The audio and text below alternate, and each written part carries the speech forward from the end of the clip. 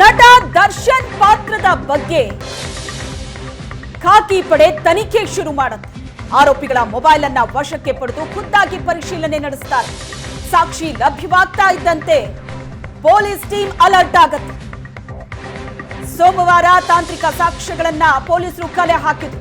ಮಂಗಳವಾರ ಮುಂಜಾನೆಯೇ ಮೈಸೂರಿಗೆ ಬರುತ್ತೆ ಖಾಕಿ ಟೀಮ್. ವಿಜಯನಗರ ಎಸಿಪಿ ಚಂದನ್ ಹಾಗೂ ಟೀಮ್ ಮೈಸೂರಿಗೆ ಎಂಟ್ರಿ ಕೊಡ್ತಾರೆ. ಮಂಗಳವಾರ ಜಿಮ್ ಮುಗಿಸಿ ಬಂದಂತಹ ದರ್ಶನ್ ಖಾಕಿ ವಶಕ್ಕೆ ಪಡೆಯುತ್ತೆ. ಸೀಕ್ರೆಟ್ ಆಗಿ ಪ್ಲಾನ್ ಅನ್ನ ರೂಪಿಸಿ ದರ್ಶನ್ ಅನ್ನ ಖಾಕಿ ಪಡೆ ಬಂಧಿಸಿತ್ತು.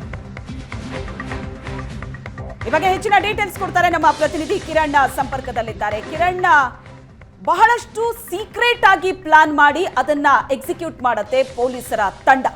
ಸೀಕ್ರೆಟ್ ಆಗಿಡೋದು ಕೂಡ ಬಹಳ ದೊಡ್ಡ ಟಾಸ್ಕ್ ಆಗತ್ತೆ. ಯಾಕಂದ್ರೆ ದರ್ಶನ್ ಸಣ್ಣ ಪುಟ್ಟ ನಟನಲ್ಲ, ಸಣ್ಣ ಪುಟ್ಟ ವ್ಯಕ್ತಿಯಲ್ಲ. ಆತನ ಬಗ್ಗೆ ಸಂಪೂರ್ಣವಾದ ಮಾಹಿತಿ ಸಂಗ್ರಹಿಸಿಯೇ ಅವರನ್ನ ವಶಕ್ಕೆ ಪಡೆಯೋದಕ್ಕೆ ಮುಂದಾಗತ್ತೆ. ಯಾವ ರೀತಿ ನಡೀತು ಈ ಸೀಕ್ರೆಟ್ ಕಾರ್ಯಾಚರಣೆ? ಖಂಡಿತ ಶ್ವೇತಾ, ಆರೋಪಿಗಳು ಏನು ಸರೆಂಡರ್ ಆಗ್ತಾರೆ, 4 ಆರೋಪಿಗಳು ಸರೆಂಡರ್ ಆದ ಸಂದರ್ಭದಲ್ಲಿ ಅವರು ಬಾಯ್ ಬಿಡ್ತಾರೆ. ಚಾಲೆಂಜಿಂಗ್ ಸ್ಟಾರ್ ದರ್ಶನ್ ಇದ್ದಾರೆ ಈ ಪ್ರಕರಣದಲ್ಲಿ ಅಂತ ಹೇಳಿ ಆಗ DCP ಕಮಿಷನರ್ಗೆಲ್ಲ ಸಹ ಏನು ಇನ್ಸ್ಪೆಕ್ಟರ್ ಆಗಿರ್ತಕ್ಕಂಥ ಗಿರೀಶು ಇನ್ಫಾರ್ಮ್ ಮಾಡ್ತಾರೆ.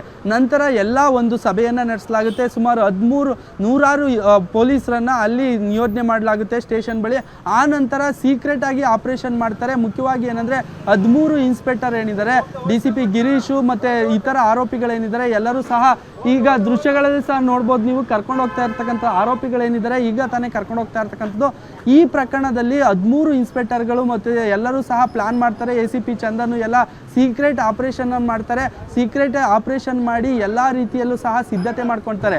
ಒಬ್ಬ ಪ್ರಭಾವಿ ನಟನನ್ನು ನಾವು ಅರೆಸ್ಟ್ ಮಾಡಬೇಕು ಅಂದರೆ ಎಲ್ಲ ಎವಿಡೆನ್ಸ್ಗಳನ್ನು ಕಲೆಕ್ಟ್ ಮಾಡಬೇಕು, ಸೀಕ್ರೆಟ್ ಆಗಿ ಆಪರೇಷನ್ ಮಾಡಬೇಕು. ಮತ್ತು ಮೈಸೂರಿಗೆ ಹೋಗಿ ಅಲ್ಲಿ ಗಲಾಟೆ ಆಗೋ ಚಾನ್ಸಸ್ ಇರುತ್ತೆ, ಕಾನೂನು ಸುವ್ಯವಸ್ಥೆ ಹಾಳಾಗೋ ಸಾಧ್ಯತೆ ಇರುತ್ತೆ. ಹೀಗಾಗಿ DCP ಗಿರೀಶು, ACP ಚಂದನ್ನು ಮತ್ತು ಕಾಮಾಕ್ಷಿಪಾಳ್ಯ ಇನ್ಸ್ಪೆಕ್ಟರ್ ಆಗಿದ್ದಂಥ ಗಿರೀಶ್ ನಾಯಕು, ಚಂದ್ರ ಲೇಔಟ್ ಇನ್ಸ್ಪೆಕ್ಟರ್ ಆಗಿರ್ತಕ್ಕಂಥ ಭರತ್ ಸೇರಿದಂತೆ 13 ಇನ್ಸ್ಪೆಕ್ಟರ್ಗಳ ತಂಡ ಏನಿದೆ ಅವರು ಒಂದೊಂದು ಟೀಮು ಒಂದೊಂದು ಪ್ಲಾನ್ ಮಾಡ್ಕೊತಾರೆ. ಒಬ್ಬರು ಹೋಗಬೇಕು, ಒಬ್ಬರು ಅಲ್ಲಿ ಏನಾದರೂ ಸಹ ಗಲಾಟೆ ಆಗ್ಬೋದು, ಫ್ಯಾನ್ಗಳು ಬರ್ಬೋದು, ಫ್ಯಾನ್ಸ್ ಬಂದು ಗಲಾಟೆ ಮಾಡ್ಬೋದು, ದರ್ಶನ್ ಯಾಕೆ ಅರೆಸ್ಟ್ ಮಾಡ್ತೀರಾ ಅಂತೇಳಿ. ಹೀಗಾಗಿ ಎಲ್ಲ ರೀತಿಯಲ್ಲೂ ಸಹ ಸಿದ್ಧತೆ ಮಾಡಿಕೊಂಡು ಎಲ್ಲ ಎವಿಡೆನ್ಸ್ಗಳನ್ನು ಕಲೆಕ್ಟ್ ಮಾಡಿಕೊಂಡು ದರ್ಶನನ್ನು ಮೈಸೂರಿನಲ್ಲಿ ಜಿಮ್ ಮುಗಿಸಿ ಏನು ಬರ್ತಾ ಇರ್ತಾರೆ, ಜಿಮ್ ಮುಗಿಸಿ ಬಂದ ಸಂದರ್ಭದಲ್ಲಿ ರ್ಯಾಡಿಷನ್ ಬ್ಲೂ ಹೋಟೆಲ್ಗೆ ಬರ್ತಾರೆ. ಆ ಸಂದರ್ಭದಲ್ಲಿ ಅಲ್ಲಿ ಅವರು ಕಾರಿಂದ ಇಳಿಸ್ಕೊಂಡು ನಂತರ ನಮ್ಮ ಜೀಪ್ಗೆ ಬಂದು ಹತ್ತಿ ಅಂತ ಹೇಳಿ ಹತ್ತಿಸ್ಕೊಂತಾರೆ. ನಂತರ ಬೆಂಗಳೂರಿಗೆ ಕರೆತರ್ತಾರೆ. ಇಲ್ಲಿ ಸೀಕ್ರೆಟ್ ಆಗಿ ಎಲ್ಲ ಆಪರೇಷನ್ ಮಾಡ್ತಾರೆ. ಒಂದು ಸ್ವಲ್ಪ ಇಲ್ಲಿ ಹೊರಗಡೆ ಮಾಹಿತಿ ಲೀಕ್ ಆದರೂ ಸಹ ದೊಡ್ಡ ಗಲಾಟೆ ಆಗೋ ಚಾನ್ಸಸ್ ಇರುತ್ತೆ ಅಂತ ಹೇಳಿ ಅವರನ್ನು ಸೀಕ್ರೆಟ್ ಆಗಿ ಆಪರೇಷನ್ ಮಾಡಿ ಒಂದು ತಂಡ ಕೆಲಸ ಮಾಡಿ ಬೆಂಗಳೂರಿನ ಅನ್ನಪೂರ್ಣೇಶ್ವರಿ ನಗರ ಪೊಲೀಸ್ ಠಾಣೆಗೆ ಕರೆತರ್ತಾರೆ. Shweta, yes, thank you Kiran, ನಿಮ್ಮೆಲ್ಲ ಡೀಟೇಲ್ಸ್.